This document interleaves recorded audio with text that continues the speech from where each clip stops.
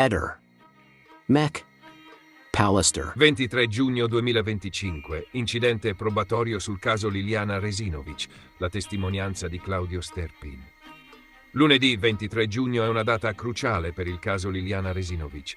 In tribunale a Trieste si tiene infatti l'incidente probatorio per cristallizzare la testimonianza di Claudio Sterpin, l'amico speciale, della 63enne scomparsa il 14 dicembre 2021 e ritrovata senza vita il 5 gennaio 2022 nel boschetto dell'ex ospedale psichiatrico di San Giovanni. A oggi l'unico indagato per omicidio è il marito della donna, Sebastiano Visintin. Lo scopo dell'incidente probatorio è fissare, una volta per tutte, la versione dei fatti di Claudio Sterpin, classe 1939, ex maratoneta e amico d'infanzia di Liliana, con cui, secondo la sua ricostruzione, intratteneva una relazione sentimentale destinata a trasformarsi in convivenza. Una tesi che l'anziano ha sempre ribadito con convinzione e che oggi torna al centro della scena giudiziaria, nonostante sia stata sempre smentita con fermezza da Visintin. La procura vuole chiarire, una volta per tutte, il vero legame tra i due e se questa relazione possa avere avuto un peso nelle dinamiche che hanno portato alla tragica fine di Resinovic. Il confronto fuori dal tribunale. La giornata è iniziata con un episodio teso e simbolicamente fortissimo. L'incontro diretto davanti al Palazzo di Giustizia di Trieste tra i due uomini che oggi rappresentano i poli opposti del caso.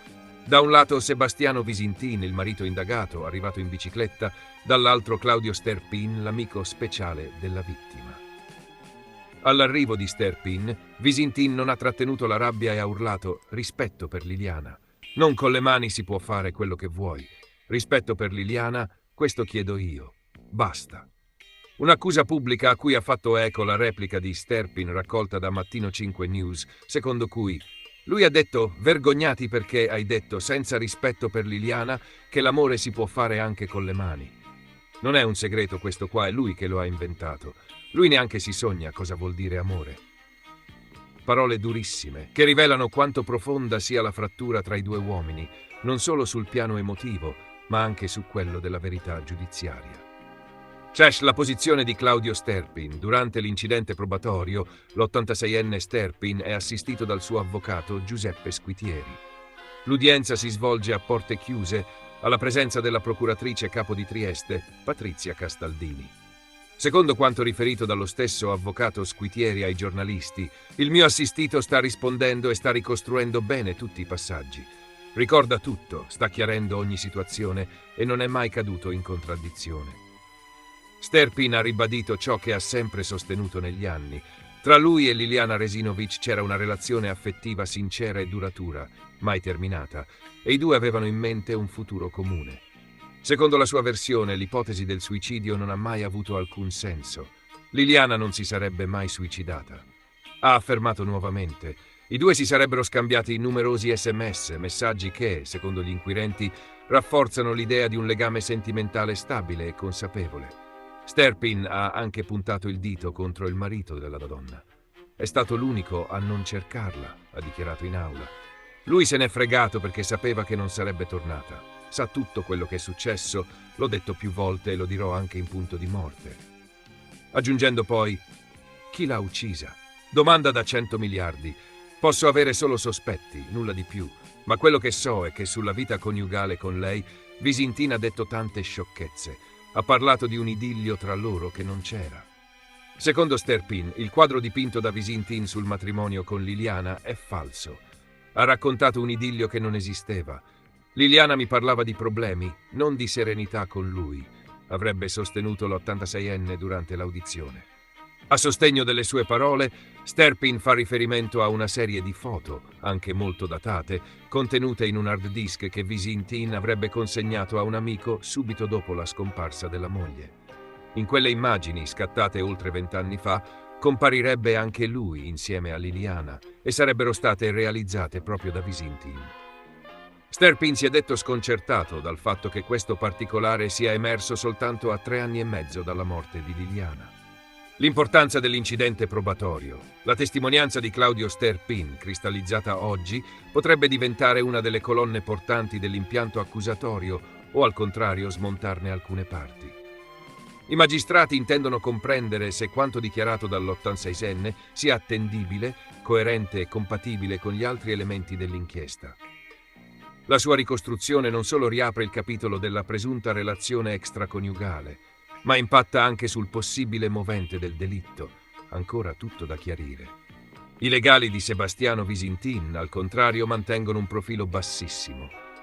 Prima dell'ingresso in aula non hanno rilasciato alcuna dichiarazione alla stampa. Nei corridoi del tribunale il marito e l'amico speciale si sono nuovamente incrociati, ma senza rivolgersi la parola, mantenendo le distanze fino all'ingresso in aula. L'incidente probatorio si conferma quindi un passaggio cruciale per le indagini, perché pone sotto la lente giudiziaria i rapporti personali della vittima e gli ultimi giorni di vita di Liliana Resinovic. Parole, sguardi, silenzi e contraddizioni saranno ora al vaglio della procura e forse aiuteranno finalmente a capire chi ha tolto la vita a Liliana e perché. Nel bagno della villetta di via Pascoli, quel 13 agosto 2007, c'era un dispenser di sapone. Nulla di strano, no? Tutti abbiamo un dispenser. Ma quel dispenser, secondo quanto riportato dal giudice Stefano Vitelli, portava l'impronta indelebile, no, non del destino, ma di Alberto Stasi. Tuttavia, spoiler, nessuna traccia di sangue. Zero. Né sul lavandino, né sul dispenser stesso, né sul povero sifone del tutto estraneo alla faccenda, quindi il giudice che lo assolse nel processo di primo grado tira fuori l'ipotesi più squisitamente italiana di sempre. Non è irragionevole pensare che quell'impronta fosse di Stasi, sì, ma di Stasi che si era appena mangiato la pizza e si era lavato le mani. Capito? Altro che CSI, qui siamo a una pizza per scagionare.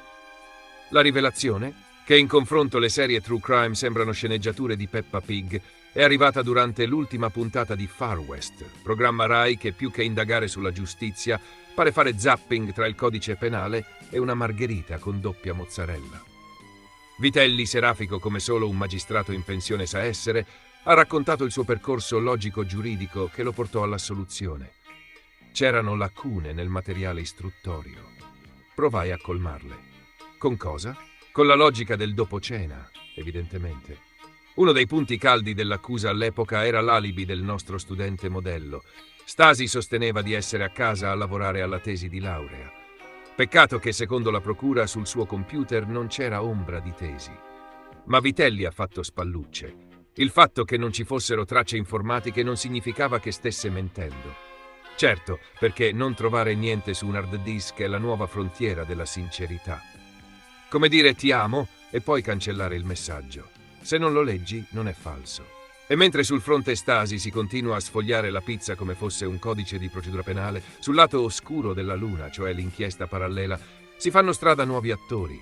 Andrea Sempio e, udite udite, forse altri complici. Altro che giallo d'estate, qui si parla di saga. Il DNA potrebbe riscrivere tutto. Ci sono reperti nella spazzatura mai analizzati, perché ovviamente il bidone era l'ultima frontiera dell'investigazione. E una consulenza del RIS che suggerisce un'orgia di sangue più che un delitto singolo. A pagina 7 dell'informativa dei carabinieri del nucleo investigativo di Milano, non un gruppo di cosplay medievale ma veri militari, si legge che forse, e diciamo forse, Stasi non era solo. Forse aveva un complice. Forse Andrea Sempio, quel bravo ragazzo che telefona 3 volte alla casa dei Poggi, mentre il suo amico è ufficialmente in vacanza. Lui dice che si è confuso col numero, per 3 volte, in 2 giorni, e poi non ha più sbagliato per 7 mesi. Uno statistico si sarebbe già licenziato. Ma i dubbi non si fermano qui. C'è anche il ticket della sosta a Vigevano che Sempio conserva gelosamente, tipo reliquia della Sindone, anche se teoricamente aveva già chiarito tutto. Perché tenerlo? Feticismo da parchimetro o paura che in fondo non si sa mai? Nel frattempo, tra i rifiuti della casa di Chiara sbuca un capello. Non di Stasi, pare. E iniziano le danze sul DNA. Ci sono 2 tracce sotto le unghie di Chiara, una compatibile con Sempio. Un'impronta sul muro della cantina, quella famosa impronta 33 che manca un'etichetta di scarpe così precisa che per 15 minuzie combacia con Sempio. E dulcis in fundo, c'è una strusciata di sangue, codice 97F, roba da Netflix sul muro opposto, giusto per bilanciare. E come se non bastasse, in mezzo a tutte queste impronte, strusciate e capigliature vaganti, c'è anche una possibile orma, proprio lì, sul primo gradino. Appena un po' oltre rispetto a quelle scarpe a pallini che erano, ma va, di Stasi. A questo punto la tesi del doppio assassino non è solo una teoria, è quasi una fiction pronta per la prima serata. Del resto, lo aveva già suggerito anche il medico legale Ballardini durante l'autopsia, notando che Chiara presentava ferite da taglio e da corpo contundente. Se non si vuole ipotizzare un'arma multiuso degna di una puntata di Game of Thrones, allora sì, forse erano in due. Magari con una mazza medievale, o forse, chissà, con la spada laser di Star Wars. In fondo anche il medioevo investigativo ha bisogno del suo tocco di fantasy. Nel frattempo, mentre gli investigatori del 2020 chiedevano di non ignorare Sempio, il procuratore di allora, Mario Venditti, archiviava tutto con la rapidità di un click su Elimina Cronologia.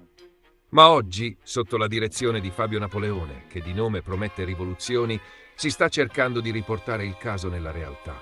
Una realtà dove non basta più dire stavo scrivendo la tesi o ho confuso un numero per cavarsela. Anche perché questa volta la pizza non può più essere un alibi.